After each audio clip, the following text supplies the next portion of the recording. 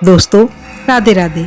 साल 2021 लखनऊ के चार दोस्त राहुल, अमित, विकास और समीर कॉलेज खत्म होने के बाद अलग अलग नौकरी में लग गए थे। अक्सर ऐसा ही होता है कि हम लोग कॉलेज और स्कूल तो साथ करते हैं, लेकिन जॉब या बिजनेस के लिए आपको अलग होना ही पड़ता है, चाहे वो बॉयज हो चाहे वो गर्ल्स हो। एक दिन राहुल ने ग्रुप में मैसेज किया, भाई लोग, लाइफ बहुत बोर हो गई है, इस वीकेंड जंगल कैंपिंग चलते हैं। अमित तुरंत तैयार हो गया, क्योंकि सब लोग कहीं ना कहीं बोर हो ही जाते हैं कि काम को करते करते। समीर थोड़ा डरपोक था, लेकिन दोस्तों के चक्कर में मान गया, क्योंकि अक्सर दोस्तों के साथ जो ट्रिप होती है वो यादगार कुछ ज्यादा ही होती है। विकास बोला, सब जगह थोड़ी एडवेंचर वाली होनी चाहिए। राहुल ने जगह बताई, सोनगढ़ का घना जंगल। लेकिन उसने एक बात नहीं बताई। क्या बात थी वो आखिर जो उसने नहीं बताई थी? उस जगह के बारे में एक बात नहीं बताई गई। वहाँ के लोकल लोग कहते थे रात में यहाँ कोई नहीं रुकता। आखिर ऐसा क्या था वहाँ कि लोग रात को नहीं रुकते थे? क्योंकि जंगलों में तो अक्सर आसपास के लोग भी चले ही जाते हैं, और बाहर से आने वाले तो जरूर जाते हैं कैंपिंग वगैरह के लिए। शनिवार शाम 4 बजे वे लोग जंगल पहुंचे। जंगल मतलब अजीब तरह से शांत था, जबकि जंगल में तो चिड़ियों के चहचहाने की, कभी शेर की, कभी कुछ की, किसी न किसी जानवर या पशु पक्षी की आवाज आती ही रहती है। कोई पक्षियों की आवाज नहीं, हवा भी बहुत धीमी, पेड़ों की छाया बहुत घनी, पेड़ बहुत ज्यादा थे। समीर बोला, यार ये जगह थोड़ी अलग अलग सी लग रही है। अमित हंसा, भाई जंगल है, मॉल नहीं है। थोड़ा अंदर जाकर उन्होंने टेंट लगाया। पास ही एक सूखा तालाब और एक टूटा हुआ पुराना मंदिर था। अक्सर मंदिर होते हैं ऐसी जगह पे, कुछ डरावनी जगहों पर मंदिर आपको जरूर मिलेगा, आसपास ढूंढेंगे तभी मिलेगा। सूरज डूबने ही लगा था कि एक बूढ़ा लकड़हारा वहां आया। उसकी आंखों में अजीब डर था। उसने पूछा, रात यहीं रुकने वाले हो क्या बेटा? राहुल बोला, हाँ बाबा, रात को हम लोग यहीं रुकने वाले हैं। बूढ़ा कुछ देर एकदम चुप हो गया और उनको टकटकी लगाए देखता रहा। फिर बोला, अगर रात में कदमों की आवाज सुनो तो पीछे मत देखना, चाहे कुछ भी हो, पीछे मुड़कर मत देखना। और अगर बिना सिर की परछाई दिखे तो भागना भी मत। मतलब क्यों ये आगाह कर रहा था, लेकिन लोग ये कैसे थे कि उसकी इतनी बड़ी बात को भी ये लोग इग्नोर कर रहे थे। चारों दोस्त हंस पड़े। वही अक्सर होता है कि लोग मजाक बनाते हैं स्थानीय लोगों का।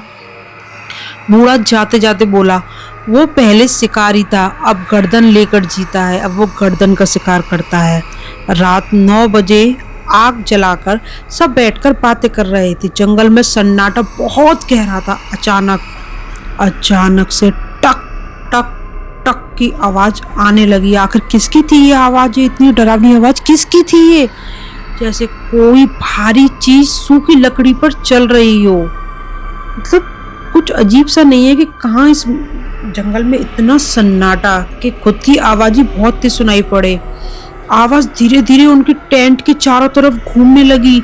समीर धीरे से बोला, कोई है बाहर, कोई है बाहर। आवाज अचानक बंद हो गई। रात को 1 बजे समीर की आंख खुली। टेंट के कपड़े पर एक लंबी परछाई दिख रही थी। वह इंसान जैसी नहीं थी परछाई, लेकिन उसका सिर नहीं था। समीर डर के मारे जम गया। यार कोई भी होगा, किसी इंसान का या कोई परछाई हो, उसका मतलब इंसान जैसा तो हो वो पूरा, लेकिन उसका गर्दन ना हो या फिर नीचे का हिस्सा ना हो, तो वो तो डर के मारे कांप ही जाएगा। उसने राहुल को जगाया। दोनों बाहर आए। वहां कुछ भी नहीं था, कोई भी नहीं था, लेकिन मिट्टी पर गहरे पैरों के निशान थे, जैसे कोई बहुत भारी चीज खड़ी रही हो। मतलब कोई बहुत हैवी चीज, इंसान से ज्यादा हैवी चीज वहां खड़ी हुई हो, जैसे मिट्टी में निशान पड़ जाते हैं। सुबह टेंट के पास खून के निशान थे। कुछ दूर एक हिरन की कटी हुई गर्दन मिली। मतलब हिरन की कटी हुई गर्दन मिलना कोई मामूली बात नहीं थी। उन्होंने सोचा शायद ये जंगल में जानवर होते हैं, शिकार करके ले गया होगा कोई। विकास बोला, ये जानवर का काम नहीं है। अब सबके चेहरे पर डर था, क्योंकि सब कहीं ना कहीं जानते हैं कि कोई मतलब इंसान काटेगा गर्दन तो वो थोड़ी अलग होती है, लेकिन जानवर खाएगा, उसके पास तो कोई हथियार नहीं होता, तो वो एक अलग तरीके से खाएगा। सबके चेहरे पर एक अजीब सा डर था। तभी अमित बोला, चलो वापस चलते हैं। लेकिन राहुल ने कहा, एक रात और रुकते हैं, फिर चलते हैं एक रात और। ये कहीं उनकी बड़ी गलती साबित ना हो। यही उनकी गलती साबित होने वाली थी, मुझे तो ऐसा लग रहा है। आपको भी आगे जाके पता लगेगा।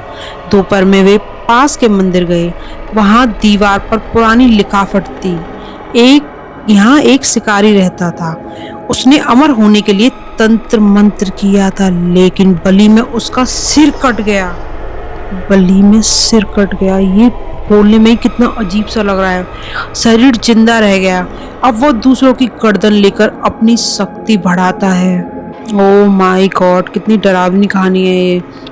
समीर बोला, भाई ये मजाक नहीं लग रहा, क्योंकि इंसान झूठ बोल सकता है, लेकिन दीवार पर लिखी हुई चीज, वो भी सालों पुरानी, वो झूठ हो सकती है? नहीं हो सकती, मेरे हिसाब से तो नहीं हो सकती।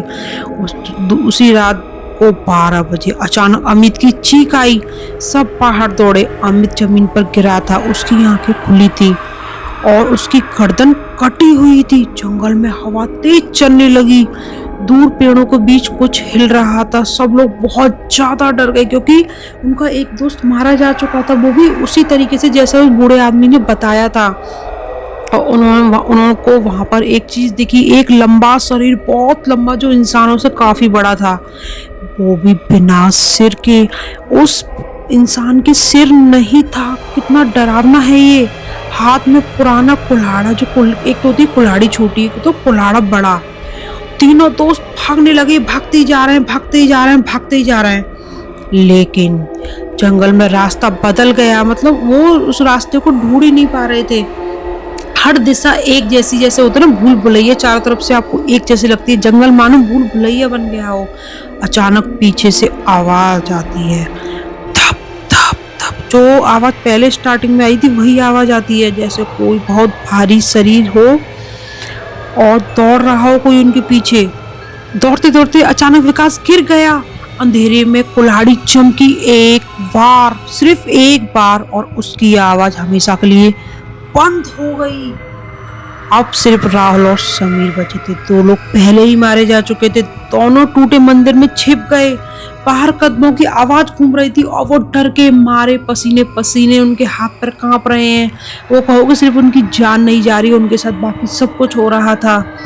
बाहर कदमों की आवाज घूम रही थी। कदमों की आवाज घूमे जा रही थी। मंदिर के अंदर एक पत्थर पर लिखा था, इसका शरीर जला दो, इसका शरीर जला दो, तभी इसका अंत होगा। अब वो शरीर कहाँ से लाएं? राहुल ने हिम्मत की, पास की लकड़ियां इकट्ठी की।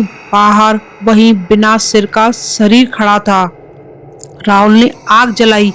नर पिशाच उसकी ओर बढ़ा। उसके सीने में अजीब आवाज आ रही थी। किस चीज की थी वो आवाज?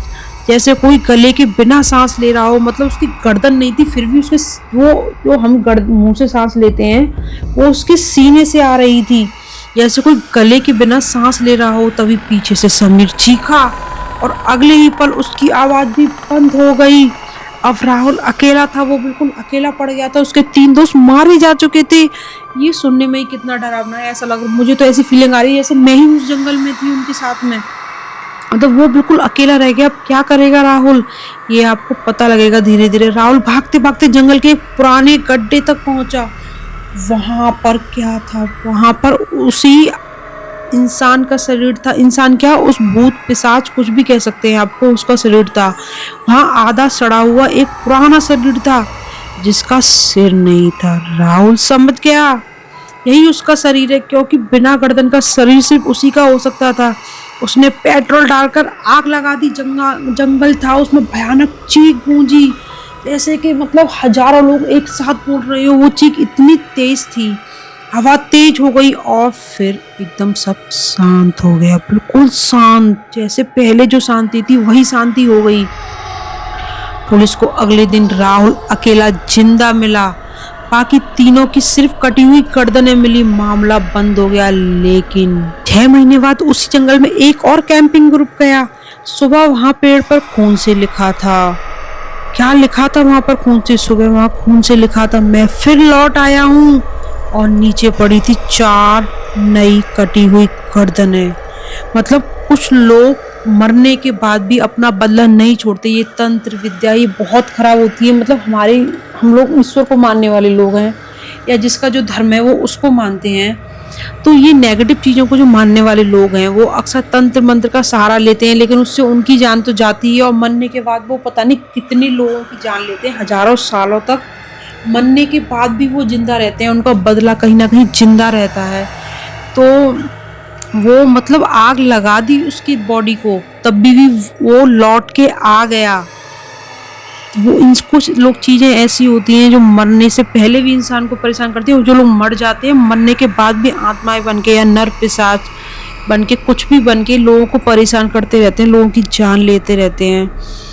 और मैं तो यही कहूँगी कि आप लोग इन सब नेगेटिव चीज़ों से दूर रहिए, ईश्वर की तरफ जाइए, या जिसका जो धर्म है वो अपने धर्म की तरफ जाइए, क्योंकि कहीं ना कहीं रास्ता हमें ईश्वर ही दिखाते हैं। और जब सब साथ छोड़ देते हैं तो सिर्फ ईश्वर ही साथ देते हैं, उसके अलावा और कोई नहीं देता। वीडियो आपको कैसी लगी? वीडियो पसंद आई है तो please please please please please video को लाइक कीजिए और चैनल को सब्सक्राइब कर दीजिए। प्लीज़ मेरे लिए सपोर्ट कीजिए, और एक अच्छा सा कमेंट तो बनता है, मैंने भी बहुत मेहनत की है, प्लीज़ एक अच्छा कमेंट बनता है। राधे राधे।